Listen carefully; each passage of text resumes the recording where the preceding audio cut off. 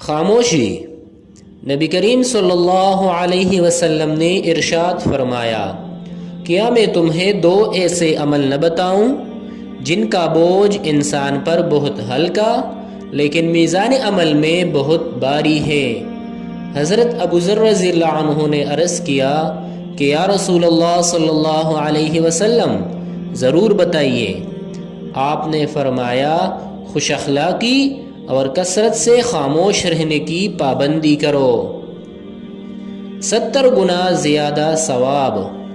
نبی کریم صلی اللہ علیہ وسلم نے ارشاد فرمایا، مسواک کے ساتھ پڑھی جانے والی نماز مسواک کے بغیر پڑھی جانے والی نماز پر 70 گنا زیادہ فضیلت رکھتی ہے۔ وضو کے بعد دعا پڑھنا۔